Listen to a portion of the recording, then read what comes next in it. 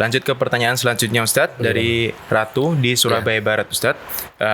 Jika kita memiliki hutang Ustadz, sedangkan yang dihutangi itu hilang kontaknya Ustadz. Ya, ini jadi kita bingung bagaimana cara mengembalikannya. Sedangkan orang yang dihutangi adalah orang kafir Ustadz, non-muslim. Nah, apakah tetap kita sedekahkan meskipun nanti kita akan memiliki azam Ustadz untuk mengembalikan jika bertemu dengan orangnya Ustadz? Ini bagaimana Ustadz? Fadhol Ustadz.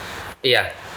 Jadi seseorang yang memiliki hutang wajib bagi dia untuk segera melunasinya, ya, segera menyelesaikannya, karena jiwa manusia ini mu'allaqatun bidainihi. Dia tergadai dengan hutangnya. Hatta yuqda anhu, sampai hutang itu diselesaikan. Maksudnya apa di sini? Maksudnya kalau seseorang nanti di akhirat, ketika dia membawa hutang ini sampai di akhirat, katakanlah dia akan dimasukkan ke dalam surga oleh Allah Subhanahu wa taala, maka orang ini akan dihalau untuk tidak masuk surga terlebih dahulu sebelum dia menyelesaikan hutangnya. Ini menunjukkan bahwa permasalahan hutang bukan permasalahan yang kecil. Dan masih banyak lagi dalil-dalil yang menunjukkan bahwa hutang ini adalah perkara yang besar di sisi Allah Subhanahu wa taala, karena dia berkenaan erat dengan masalah yang terjadi antara sesama manusia.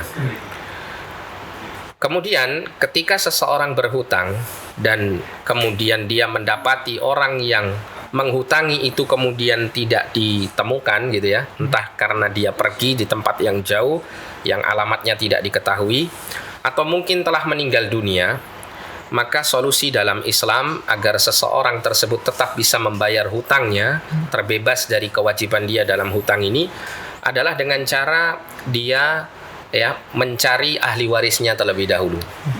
Kalau misalnya orang ini dianggap masih hidup, dicoba sekuat tenaga untuk mencari alamatnya, tinggalnya di mana gitu ya. Tanyakan kepada mungkin orang-orang yang dikenal dekat dengan dia, atau orang-orang yang mungkin pernah mengenal dia. Tanyakan di mana tempat tinggalnya sekarang ya, sebisa mungkin untuk mencari alamat yang dia tinggal saat ini. Kalau seandainya tidak menemukan, maka coba cari keluarganya. Ya, katakanlah misalnya keluarganya mengatakan bahwa si fulan telah meninggal dunia.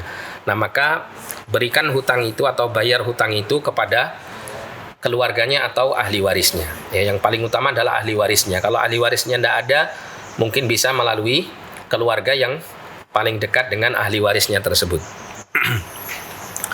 Kalau dirasa juga tidak bisa ditemukan, ya, baik si pemberi hutang maupun keluarga atau ahli warisnya, maka yang bisa dilakukan adalah dengan cara apa yang pernah dilakukan oleh Ibnu Mas'ud radhiyallahu an. Jadi Abdullah bin Mas'ud radhiyallahu an pernah beliau membeli seorang budak, ya, seorang budak. Kemudian ketika beliau mengambil uang di rumahnya dan menghitung uangnya untuk membayar harga budak tersebut, ternyata si penjual budak itu pergi, ya. Si penjual budak pergi. Kemudian Abdullah bin Mas'ud berusaha untuk mencari si penjual itu, ternyata tidak menemukannya. Sampai kemudian ditunggu oleh Abdullah bin Mas'ud sampai pada waktu beliau kemudian putus asa, merasa bahwa gak mungkin lagi aku bisa temukan orang tersebut atau orang tersebut kembali lagi kepada saya. Maka kemudian yang dilakukan oleh Abdullah bin Mas'ud adalah beliau mensedekahkan uang tersebut. Kemudian beliau mengatakan Allahumma hadza an rabbil jariyah. Ya Allah, ini sedekah atas nama tuannya si budak yang aku beli. Fa in radiya fal ajru lahu.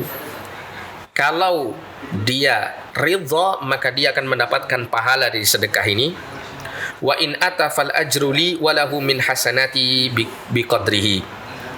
Namun jika dia datang, pahala itu untukku dan dia berhak mendapat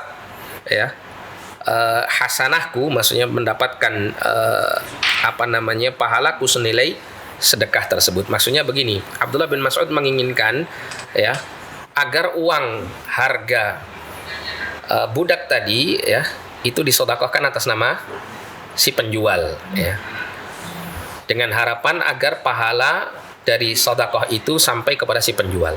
Namun apabila si penjual datang dan dia kemudian memilih untuk meminta harga daripada budak tersebut, maka Abdullah bin Mas'ud berharap agar pahala sedekah yang di awal itu sampai kepada dirinya dan dia akan membayar apa? Harga daripada budak tersebut. Nah, ini apabila yang memberikan hutang adalah seorang muslim. Seorang muslim. Bagaimana keadaannya kalau yang memberikan hutang itu orang yang kafir gitu ya? Apalagi si kafir ini sudah meninggal dan tidak bisa dicari ya orang-orang dari keluarganya. Maka caranya sama ya menurut para ulama, yaitu dengan cara dia bersedekah atas nama orang yang kafir itu. Kalau yang kafir ini dia yakini sudah meninggal, maka niatkan sedekah tersebut untuk supaya Allah memberikan hidayah atau memberikan kebaikan dunia ya bagi keluarga yang meninggal tadi. Ya, bagi keluarga yang meninggal tadi. Ya, terutama meminta hidayah ya, kebaikan dunia di sini maksudnya adalah meminta hidayah. Misalnya dia mengatakan, "Ya Allah, ini adalah hutangku ke si fulan. Aku sedekahkan agar supaya engkau memberikan hidayah kepada keluarga si fulan ini untuk bisa masuk ke dalam Islam." Nah, begitu.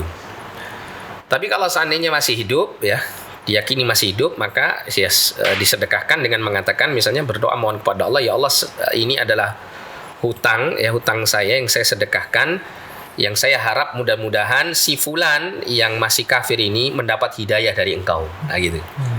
Karena kalau seseorang itu mendoakan kebaikan bagi orang kafir yang meninggal, maka tidak diperbolehkan karena sudah nggak ada lagi kebaikan yang bisa diharapkan ya untuk orang kafir yang sudah meninggal.